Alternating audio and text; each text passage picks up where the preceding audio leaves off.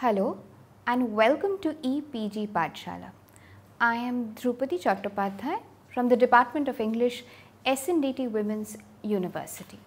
And today we are going to talk about gender and popular culture.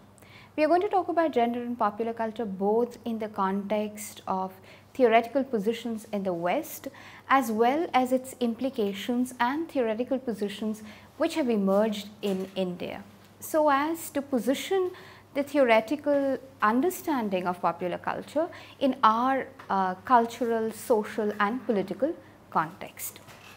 To begin with, let us look at some of the learning objectives.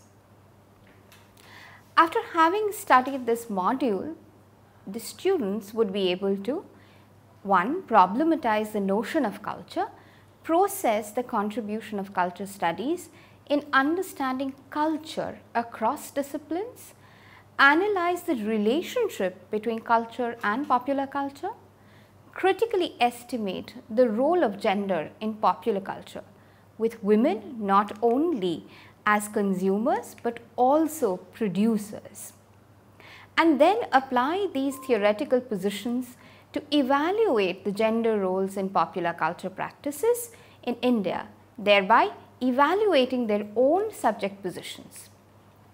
To begin with, let us discuss what is culture. That is the first thing that we need to understand even before we begin talking about popular culture. So, to begin discussing the constituents of the term popular culture, we need to dwell briefly on the term culture first. Not only have the socio-political contexts of the emergence of the term culture affected the ways in which we comprehend the popular, but the ways and means of examining the term culture, or what we call the cultural turn, have had profound impact in the study of the popular. The term culture is a ubiquitous term and is deeply contested as a category at home, in the parlor, in the streets and in the academic spaces alike. In common parlance, culture is defined in opposition to its lack thereof. We often hear people being accused of not being cultured enough. As one would notice, such usage implies a sort of set social systems that more often than not comply with the interests of the dominant classes. Very often, the so-called people who lack culture are or were ones who were at the margins of the society. The connotations that this term carries have changed over a period of time. The Oxford reference, for example, defines it as, I quote, "the way of life of a people, including their attitudes, values, beliefs, arts, sciences, modes of perception, and habits of thought and activity." Cultural features or forms of life are learned, but are often too pervasive to be readily noticed from within, unquote. From the definition, it seems that it is a loose association without a ready formal purpose. On careful examination, although, such as by the cultural materialists like Raymond Williams, it emerges that culture in fact is a very contested space and is often driven by the interest of the dominant classes. Given that these dominant classes and their interest might not be static, he suggests that there are almost always a dominant culture, an emerging culture and a residual culture. Most historians are likely to agree that these definitions of culture are tied to an understanding of class that emerged only after the Industrial Revolution. Matthew Arnold, in his book Culture and Anarchy, published in 1869, for instance, promoted the use of culture as a study of social perfection that could well serve as an antidote to unintelligent and uncultivated, and in this sense he positions culture against the possible onslaught of what he calls anarchy.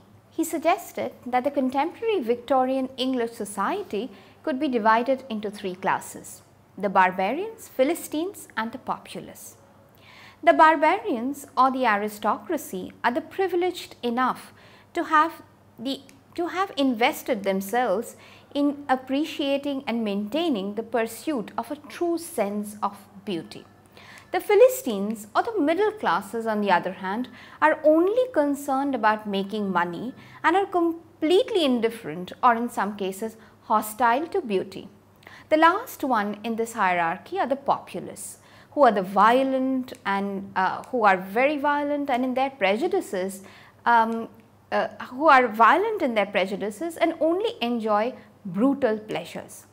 Studies in culture have moved away from such positions of understanding culture merely as a bourgeois outcome, but to analyze what Paul Duguay et al. Have called the circuit of culture, comprising what they call representation, identity, production, consumption and regulation. In this regard, Clifford Geertz's definition of culture, which is, I quote, an historically transmitted pattern of meanings embodied in symbols, become particularly significant. He imbues all cultural artifacts with embodied meanings, thereby considerably increasing the mandate of culture in reading into meaning-making processes. So now we are going to look at the relationship between culture and popular culture. As of now, we have dealt with the ramifications of understanding culture.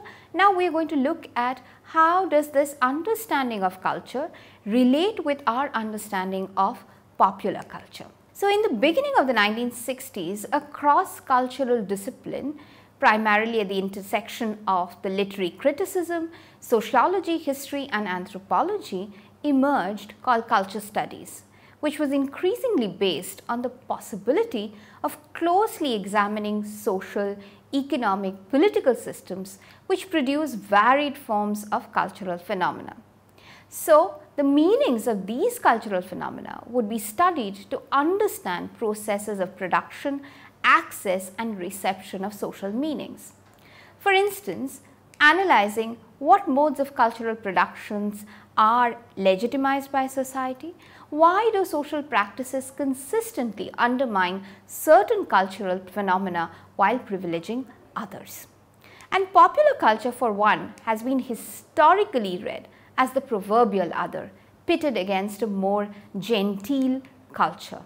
For most part, this emerged from an understanding of popular culture as some sort of residue, or as John Story would put it, at least oppositional and well outside the domain of culture per se, promoted by the dominant powers of the society. Studies in popular culture have sought to dismantle this hierarchized understanding of culture and instead look for interweaving threads of culture, power and politics. Roland Barthes, in his influential study, Mythologies, elaborates on how everyday cultural products, however inconsequential they might seem, like women's fashion, soap powders or professional wrestling, carry different orders of meaning. Their performance as cultural artifacts are societal means of generating what Barthes calls myths. For example, in the case of professional wrestling, meaning, often contested, is generated as a tacit understanding of a shared language between the audience and the wrestlers. Stuart Hall belonged to what is popularly called Birmingham School of Culture Studies and understood popular culture as one of the most important modes of social expression. And he in particular, along with others like Hogarth for example, studied popular culture as an opposition to only having studied high culture in academies. He is particularly interested in understanding issues of representation and ways and means which the dominant culture continues to co-opt other marginal voices. Simply put, he viewed popular culture as disruptive of the normative order and hence carried the potential of transgression and subversion. Historically speaking, Vinay Lal and Ashish Nandi would like to argue that critics in India took to popular culture studies only in the wake of the emergency. One of the reasons being that the Indian mass culture, often in the form of the kitsch, are what they call self-subversive. as the popular increasingly became the crucial battlegrounds where battles between old and new, the traditional and the modern, the global and the local were being fought through the renegotiation of myths and fantasy life. It also held the key to subverting the grandiloquence of the idioms of the state, the nation, the dominant ideology of rationality, and ultimately even sanity. So moving from this understanding of popular culture, one thing that emerges out of it is how popular culture or low culture was seen as a sort of threat to high culture. And one of the outcomes was the understanding of morality that the dominant classes so preserved.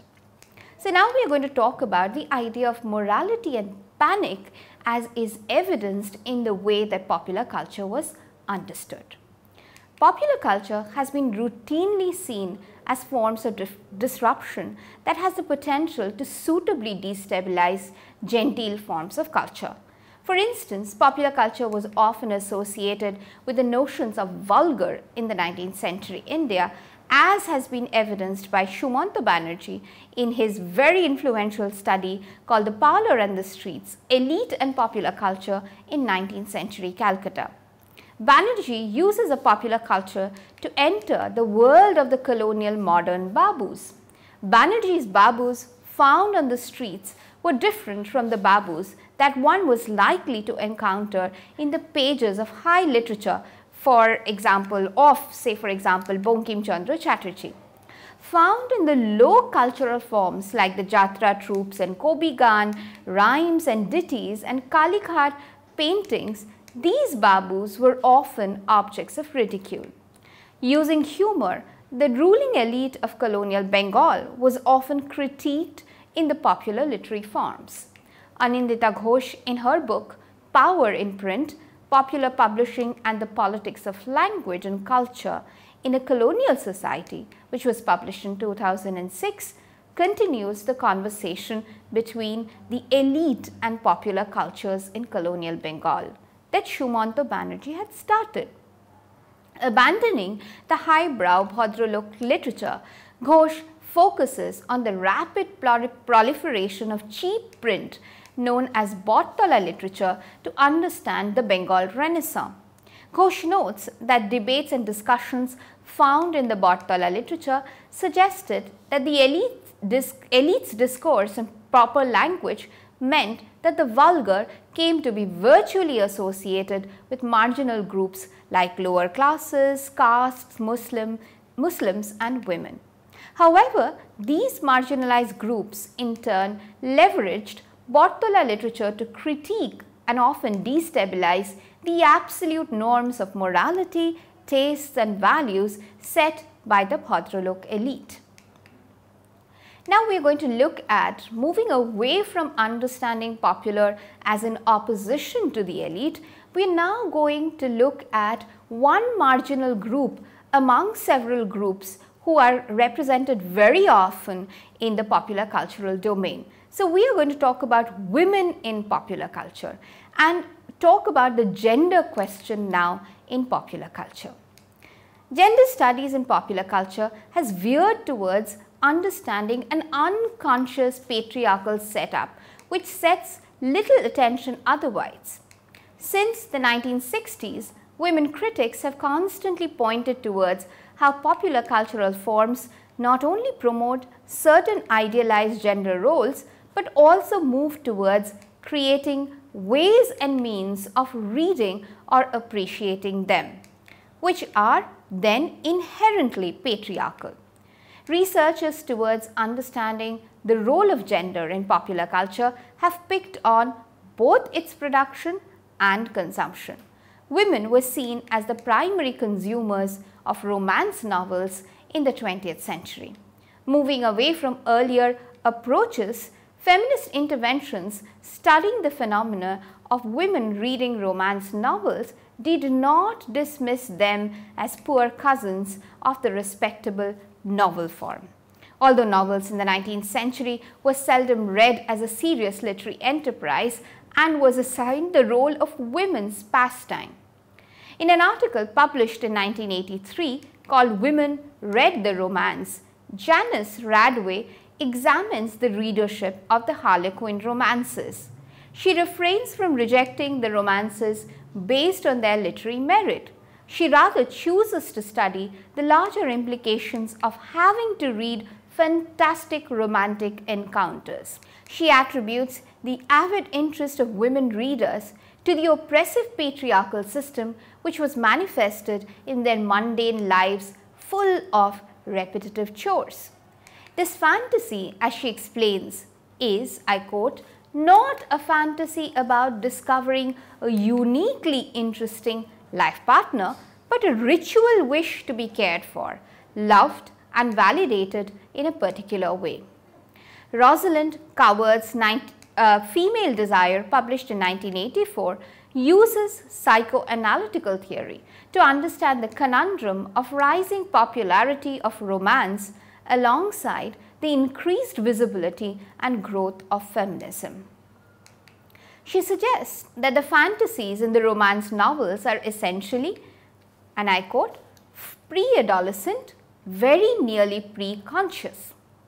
And to quote her, romantic fiction is surely popular because it restores the childhood world of sexual relations and suppresses criticisms of inadequacy of men, the suffocation of the family, or the damage inflicted by patriarchal power. Yet it simultaneously manages to avoid the guilt and fear which might come from the childhood world.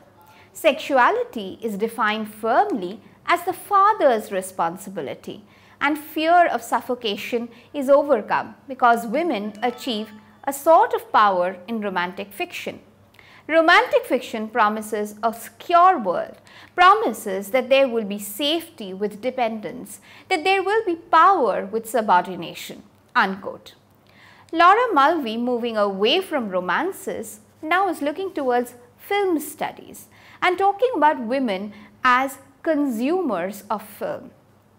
What happens and what are these gender roles which are assigned to women when we watch films? Laura Mulvey, in the article, in a very famous article called Visual Pleasure and Narrative Cinema, very effectively uses psychoanalytical criticism to read cinematic images. Following the footsteps of John Berger in the ways of seeing, she firmly agrees that there can never be an unfiltered and unconscious way of seeing. So, seeing, or the act of seeing, is a very conscious act. Seeing is rather a very complex phenomena, as the production and consumption are both often dictated by patriarchy. To quote, "The gender power asymmetry is a controlling force in cinema and constructed for the pleasure of the male viewer, which is deeply rooted in patriarchal ideologies and discourses," unquote. She says the women represented in these visual media in accordance to the male desire, which she calls the male gaze. Hence, women are reduced to being the bearer of meaning rather than the maker of meaning. So many of us may have grown up with hearing popular Bollywood songs. We have admired beautiful heroines, maybe attempted dressing up and speaking like them. Until the late 2000s, however, excepting the parallel cinema movement in India, there were very few opportunities for thinking women with agency in these Bollywood representations of them. Sohini Chattopadhyay notes that women as warriors or as departures from the normative roles assigned to them have only gained attention in the past few years. Apart from the popular stunt genre of the 1930s and the 40s, women as agents have largely remained as an anomaly rather than the norm. Given that these roles were written, directed and produced by men, and often about women who were far removed from everyday realities, one could also question whether they were themselves a manifestation of a certain kind of male fantasy. Women in action hero films routinely appeared to be arm candies worthy of distractions. The musical genre also often promoted meek women waiting for their male guardians to rescue them from potential danger. Catherine Hansen, for example, noted in an essay published in the Economic and Political Weekly in 1988 that women were seen only in largely two female gender roles, that of a devoted wife or a powerful mother. In contrast, the role of the noted that Virangana, derived from folk forms such as tamasha and nautanki, stands as an, I quote, alternative paradigm challenging the self-roles for women. Ipshita Chando argues in her book Packaging Freedom, Feminism and Popular Culture that contrary to what academics might perceive, TV soap operas like the K series by Ekta Kapoor or magazines like Shanunda published in Bangla, Femina or Meri Saheli have in effect brought some of the major debates of the women's movement into our living rooms. She further suggests that these representations, and I quote, can be used for the purpose of rejecting the popular idea of feminism as man-bashing or bra-burning and replacing it with the notion of movement as a strategy for coping with based on a certain vision of changed reality. Another such departure is the item girl in Bollywood. Considered as overtly sexualized, these women were rarely associated with the desirable women in Bollywood. Sanjay Srivastava, for example, has wonderfully demonstrated how these gender identities were carefully stabilized in Bollywood with respect to the cultural politics of Indian masculinity. It was processed through, and I quote, specific elements of Indian modernity, a nationalist discourse in which woman as a sign has fluctuated between the poles of the mother and the sexually dangerous being.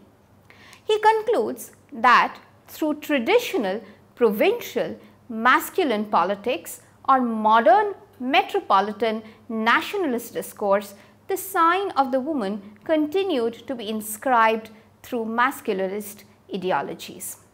One can very easily read these item numbers therefore as objectification of women. However, as recent studies have shown, we can also read these images as women taking active part in demonstrating their sexuality, thereby undermining the possibility of only the male gaze determining the meaning-making process of these images. Item numbers therefore participate in a complex visual domain. A song, for example, like Sheila Ki Jawani can be used to read this complexity and perhaps suggest how this song is possibly a commentary of other preceding songs in this genre.